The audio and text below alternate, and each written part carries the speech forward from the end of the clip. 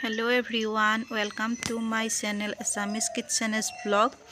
আজি আমি গৈছিলো অনিন্দিতা ৱাৰ্ডব চিপাজাৰত থকা অনিন্দিতা ৱাৰ্ডবলৈ।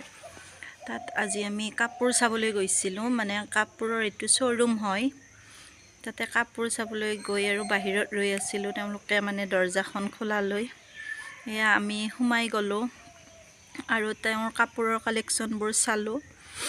খুব ধুনিয়া কালেকচন হয় তেওঁৰ, খুব ধুনিয়া ধুনিয়া কাপোৰ আছে। এয়া চাওকচোন কাপোৰবিলাক, এয়া কিমান ধুনিয়া ধুনিয়া কাপোৰৰ কালেকচন ৰাখিছে তেওঁ। ভালকে ওপেন কৰি দেখুৱা নাই, যদিও মানে ওপৰে ওপৰে চাইও আপোনালোকে গম পাব আৰু কাপোৰবিলাক কিমান ধুনিয়া। এয়া চাই থাকিবচোন, এয়া সজাই মেলি থৈছে আৰু এখন সৰু দোকানৰ পৰা তেওঁ এইটো বৰ ডাঙৰ শোৰুম বনাইছে।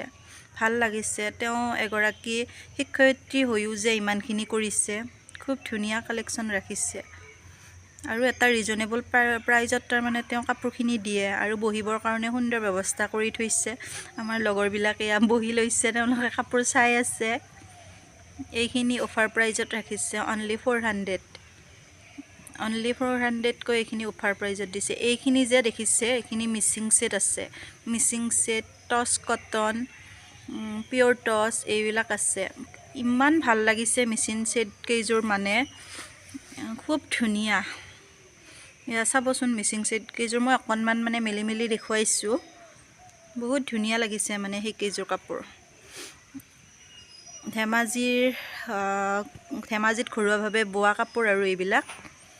প্ৰাইচটো এইবিলাকৰ অকনমান বেছি হয় বাৰু, কাৰণ মিচিং সেটৰ কথা জানে আৰু সবে, দামটো অকনমান বেছিয়ে লয়।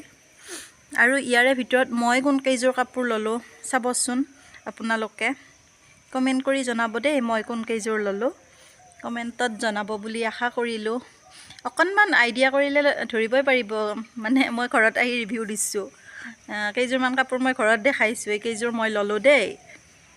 অকনমান ভালকে চালে ধৰিবই পাৰিব কোন কেইযোৰ ললে। ৰেডি টু ওয়্যাৰ আছে দেই, সব কাপোৰে ৰেডি টু ওয়্যাৰ আছে। মোৰ ভিডিঅ'টো শেষলৈ চোৱাৰ বাবে ধন্যবাদ। আজিলৈ আহিছো, বাই।